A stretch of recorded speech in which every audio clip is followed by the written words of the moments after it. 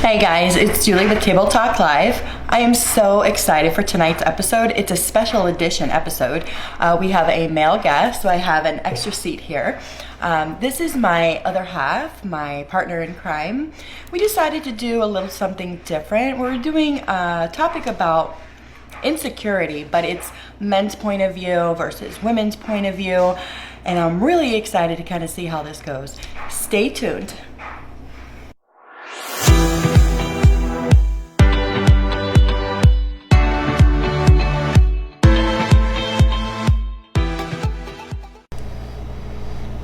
I don't know, at risk of sounding like a bully or a jerk, I kind of call them the whiny insecurities.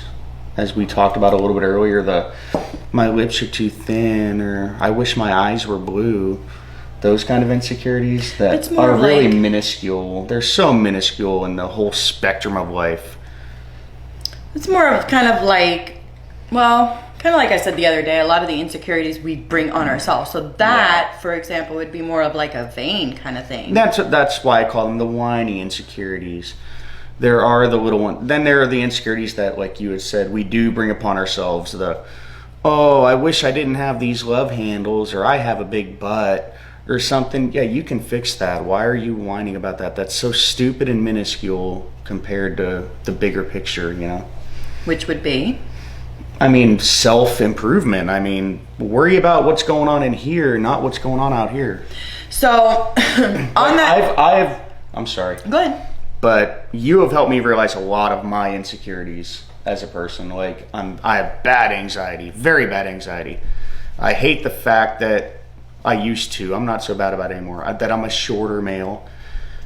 A lot of stuff that I'm looking at now, it's like, that's so dumb compared to the bigger picture, and you've taught me a lot about that bigger picture, the self-improvement, I don't know, you word it. I'm not very good with words. I know that is a very good reason. But you know what I'm saying. Yeah, I was one of those. I was the biggest offender ever when it came to the whiny insecurities.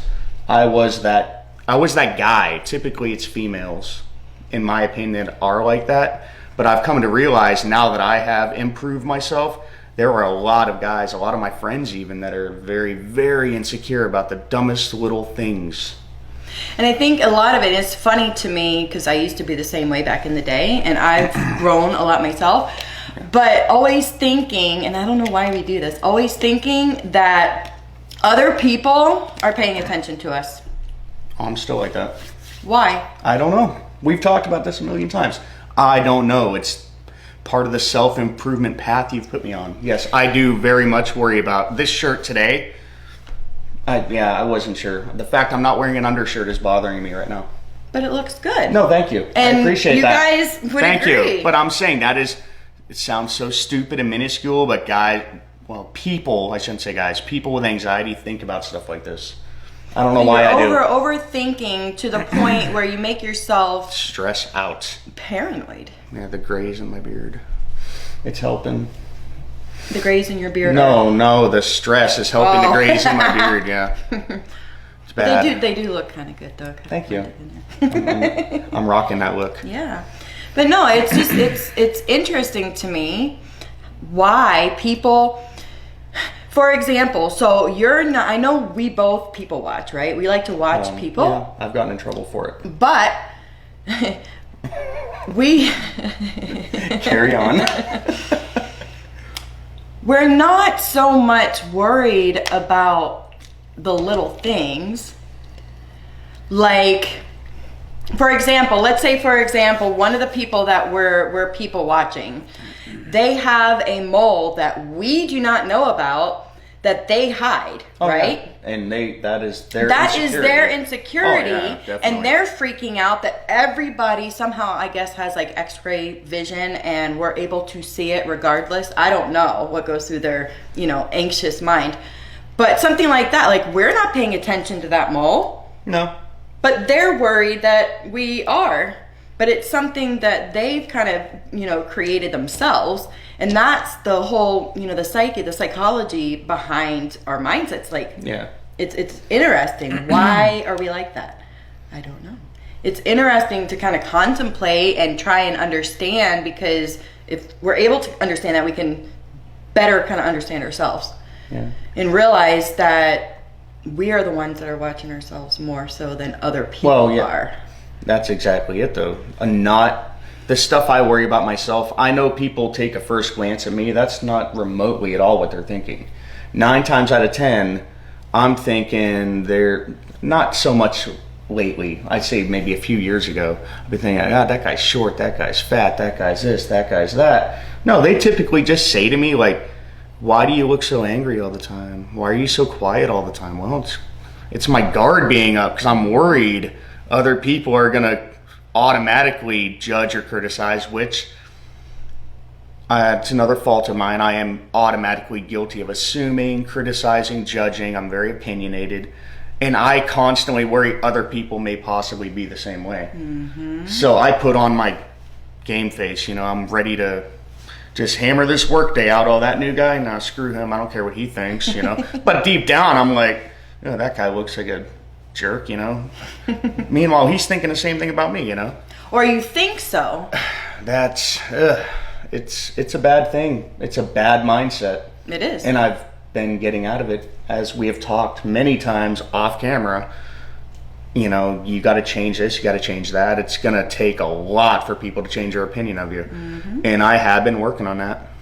So I'm very, very guilty. And I'm the perfect guest for this insecurity show because I am the face of insecure. Aww. But you have gotten a lot better. Oh, yeah, definitely. No, I agree with the help of you and a lot of others, a lot of my own self-help, I guess you can call it, that I got from you. I've taken a lot of your advice and it has worked. It's worked out great. It's just a long road because it's not something that you literally have to retrain your brain, retrain your way of thinking. That's how I landed you. Landed me. Yeah, I did. It did take a long time. A long time ago, I was the kind of guy that did not give a crap what women thought of me. I was the guy that, you don't like me, then leave, whatever. This one here, no, she'll tell me what she don't like and I fix it. I'm just saying. But yeah, you are worth it. Well, thank you. And you have helped me more than anybody, so thank you. Thank you.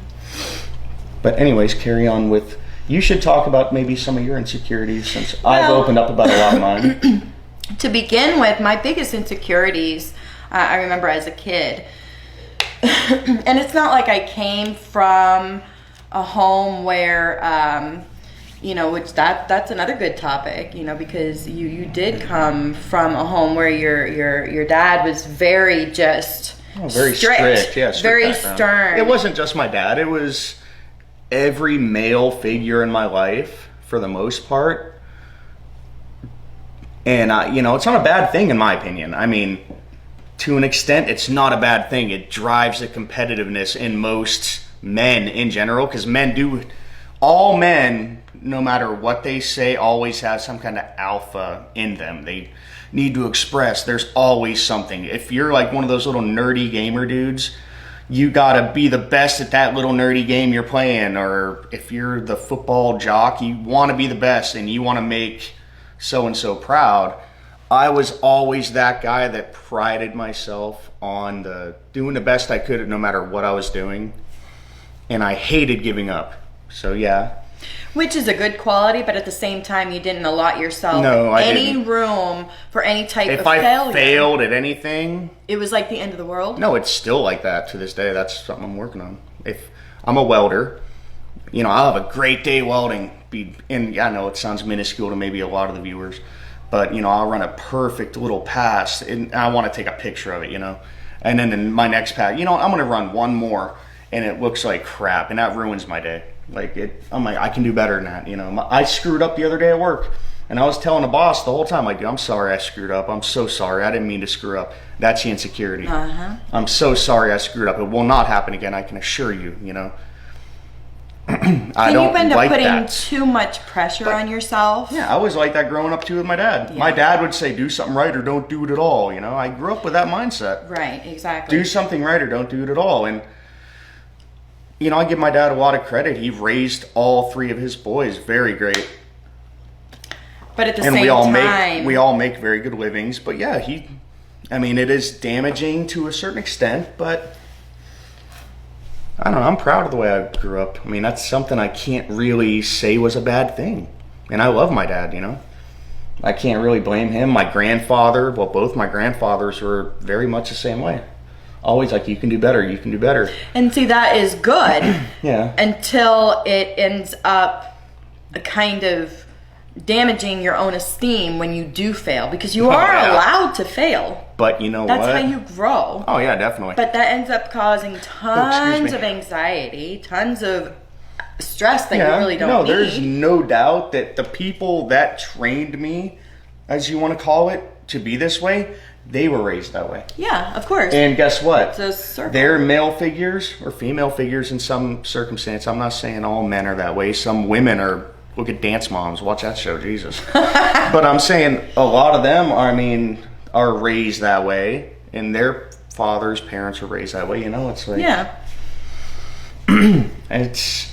You know, I'm not going to be on here saying anything bad about my family, because I do definitely feel like I was raised very well compared to a lot of people, and I grew up the white picket life. I really did. My dad was a little hard on me, but it was like, it worked out in the long run, in my opinion. Yep. But I do have anxiety. Mm-hmm. Granted, I do also believe there's a good possibility I probably would have had it without that. Also, you know, I don't know. It's hard to say now after 36 years of life. Well, see, what I was going to say, the opposite spectrum for me, my parents, I mean, my dad was a little tough, not like your dad at all. He might as well have been in the military, the way that you're kind of making it sound. No, it wasn't. It wasn't as awful as I make it sound, I won't lie. But it's what I got used to. Right. My dad was tough, not nearly as tough, and my mom was very, I wouldn't necessarily say like coddling, but sort of, you know. She always made sure to let me know when I was doing a good job. I always felt like I was like the perfect kid because she never got on to me about anything. But yet I still ended up having my own insecurity issues. So my nose, for example, of course, my mom, she'd be like, oh, you're fine. You know, when I was growing up, you know, I had a big Italian nose too, and your face, you will grow into it. Okay, well, I've still not really entirely grown into it, but I don't care. I don't care. I like my nose. If you're happy, but that was an issue for me back when I was a kid. That was a major issue for me. Your nose? My nose. Your nose is not bad at all. I absolutely hated my nose, because... And this, honest to God, I believe this the first time you're telling me that your nose really bothered you. No, it doesn't anymore. I'm telling you, this was back in the day. But you've never told me that. That's odd. I would have never guessed. You seem very confident. You're a very confident person. I know it took a lot of years to get to where you're at. So. Well, that's only because when I was a kid, elementary school, junior high, even somewhat in high school, I would always get picked on. My Uncle Mark, and if he's watching this, you know exactly what I'm talking about. He used to always pick on it. However, I don't think he said that. He was doing it, and I look back on it now, you know, and realize that he was doing it to be kind of cute picking, not bully picking. But as a kid, I really kind of took it like, leave my nose alone. You know? I see where you're coming from. Okay. And so, but yeah, like you said, within the last, I don't know, I'd say 5, 6, maybe 7 years or so, I can honestly, I kind of had like a little thing, and I think it's been brought up prior, how your uncle picked on you, and I do remember you saying that now that you brought that story back up. I know, I was like, I could have sworn I told you this before. You probably did, but what I'm saying, I do the same thing with my nephew, Noah.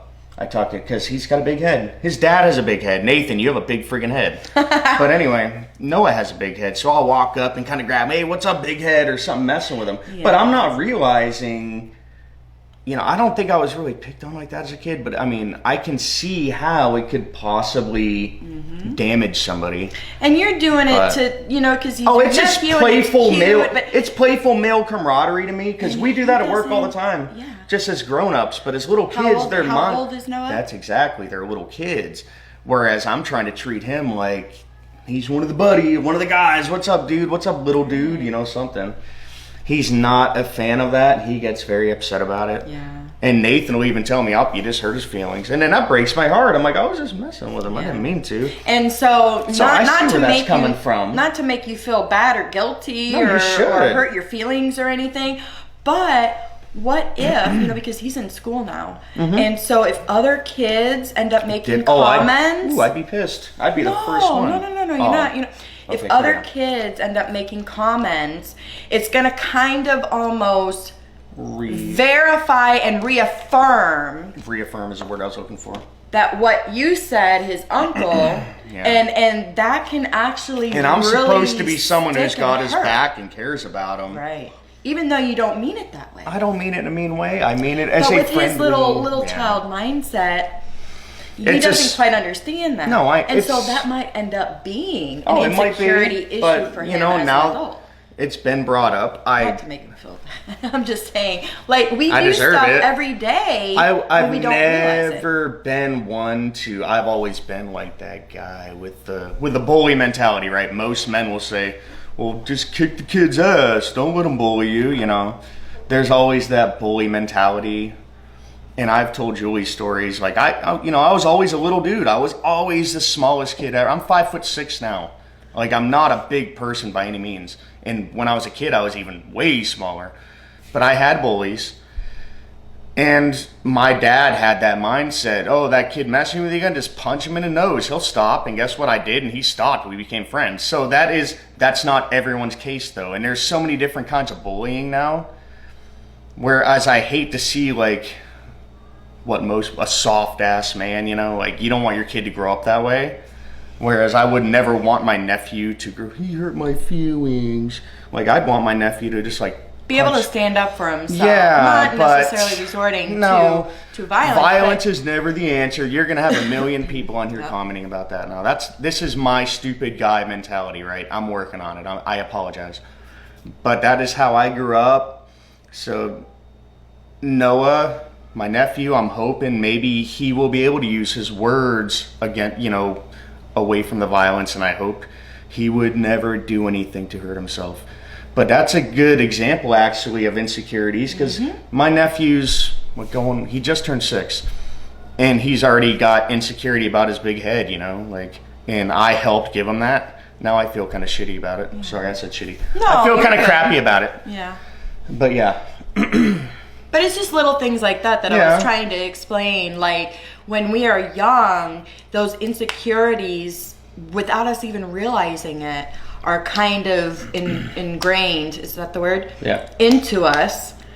Nonchalantly, like behind the scenes, this insecurity stuff is kind of festering.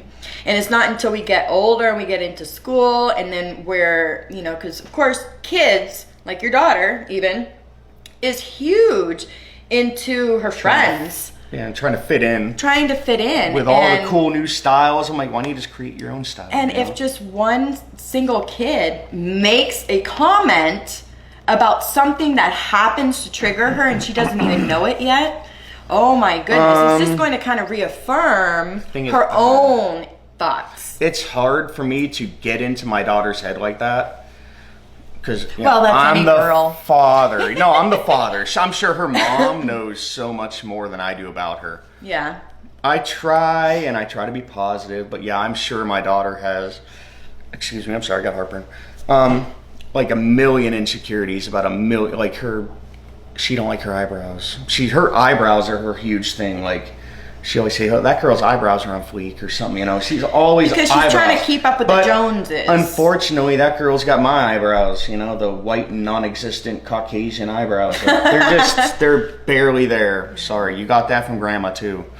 And Olivia has that also. So yeah, she's starting to take on to where she's got to draw them on and stuff. It's like, I don't know her mindset. I've never been a teenage girl. Yeah, exactly. I've never been a teenage girl. I cannot Which I'm very understand where that's coming from. No, but I'm saying is, I can sit there and talk to her till I'm blue in the face. Just be yourself. So who cares what other people think? Whatever. It's not gonna. I can't be that guy because I've never been there. I'm not gonna. No, that would be something to say if you had a son.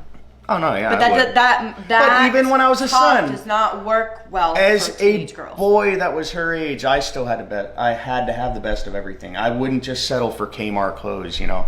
I'd try to convince my parents to let me go shopping at the mall. I'll buy the sales stuff, I promise, you know.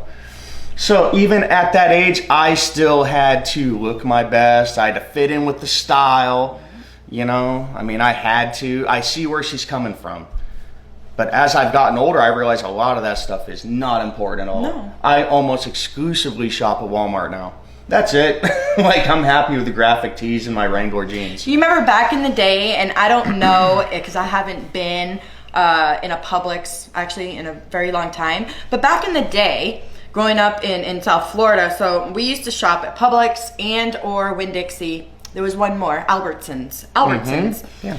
They used to back in the day have a shoe aisle. Do you remember that? I've been in Albertsons like twice in my life.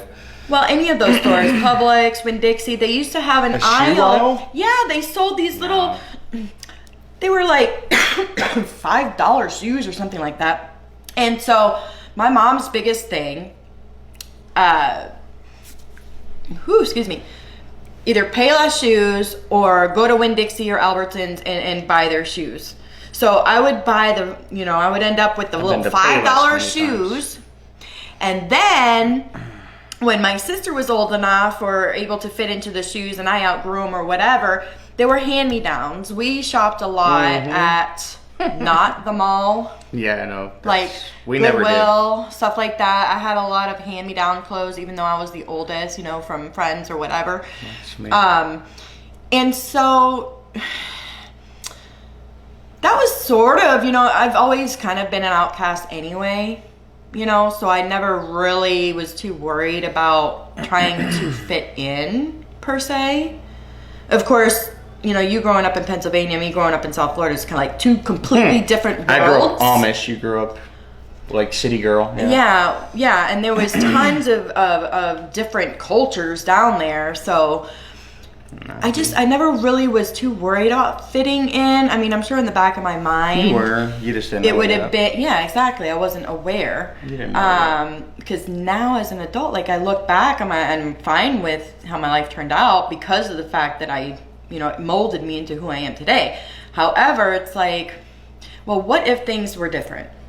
What if? Well, you can't live on what if. But the thought still kind of goes through my mind. Okay, well, what if, we weren't poor? What if I went to a better school? What if I was more outgoing and I could have, hung out with the cooler kids and been able to go to the dances and be able to be a cheerleader and all this cool stuff. I never experienced any of that because I was always just very reserved and just very like... You got me thinking though, because neither of us, we have a lot not in common. Yeah. What the word we're different. I'm looking, yeah, we're very different. Opposites. Okay. Wow, I look like an idiot. We have a lot not in common. Yeah, we're opposites. Okay. So anyway. It's real. Anyways. Oh boy, I just showed my 7th grade education. Oh my. Except for you're the only one here in this room that actually graduated has high a high school diploma. Yeah, I got my GED at 30 years old. That means nothing, I can assure you.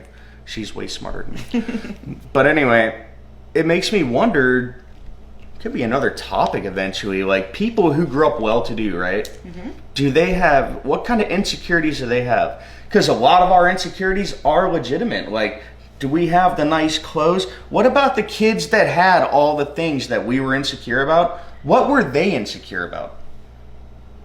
You know what I mean? I just thought about that. That's kind of interesting. Maybe you might have a viewer that was well-to-do growing up. That would be interesting to hear. Like, and we're not bashing anybody who grew up well-to-do by any means, but what were somebody who had everything? What are their insecurities? Like, they had the fancy car at 16. They had all the best of everything growing up. They had the new PlayStation when it first came out. I had to wait 2 years for, on clearance. I mean, I'm just saying, though, seriously, like, my cousin was that way. My Uncle Larry, he was very well-to-do, and I had my cousin Zach, who's awesome. He was a very good friend of mine. I haven't talked to him in a few years, but I remember they grew up in Philadelphia, Meanwhile, we lived out in BFE, Pennsylvania, way out on Lake Erie. They'd come visit, and they would always bring the newest, coolest stuff, you know? And that was my chance to play with the stuff. But I'm just wondering, like, there had to be something else to them, you know? Maybe their insecurities are different than ours. Well, everybody has insecurities. Yeah, definitely different. Something that I'm, because I do have some family members that are well off. And I've been friends with some people that grew up that way that have shared. Mainly, everything that I've heard, and you know, if we have any viewers that did grow up this way, kind of clarify, put your 2 cents in. Yeah, I'd love to hear it. But what I understand, granted, they had everything that we didn't, but everything came to them so easy. And then when they got out into the real world, they had no idea how to function. That's maybe. Now, the case I brought up earlier with my cousin Zach and his sister Kristen, they had the best of everything, but they've both done very well with their lives. So I can't really say, but I'm sure there are a lot of cases, where they fall at the deep end and they live off mommy and daddy trust fund kids. The real world isn't that easy. That you have to actually work for, whatever it is that you want out of life. A lot of people I've even known, broke ass people, still live off their mom and dad at 30. I mean, that is true too. That is true. Granted, there could be bad circumstances, or maybe a bad divorce took them back there, or a random layoff at their job and it's hard for them, or maybe a criminal record is keeping them from getting a job. But I mean, a lot of people, live like that. It sucks. I couldn't do it. I'm very proud. Maybe that's what a lot of I'm not a very good roommate, so. Why? Because I've roommated a couple times, and it's just I like to keep to myself and do my own thing, and typically the roommate wants me involved in doing stuff with them, and I'm just like, leave me alone. I just want to play on my phone and do me, Well, back then I just wanted to, because we used to have MySpace, which was so cool. Now it's Facebook. Yeah. I just wanted to go on my desktop and just chill out on the computer. And I had a roommate that was like, Julie, come out here. Let's watch this. And I'm like, leave me alone. Like, I just want to be left alone. I'm not a very good roommate. The only roommate I really had was my brother. And we worked together I'm talking like years later. Like, we grew up together. Then we ended up moving in together and worked construction together and traveled. But I had no problem living with him, but I couldn't imagine living with just a random, even just a friend. I grew up with this dude, he's like my best friend, I grew up with him, that's fine, but we knew each other. I couldn't imagine just living with a random. I could literally just tell him, get the F out of my room, leave me alone, I'm busy, I'm playing, I'm chilling, Yeah.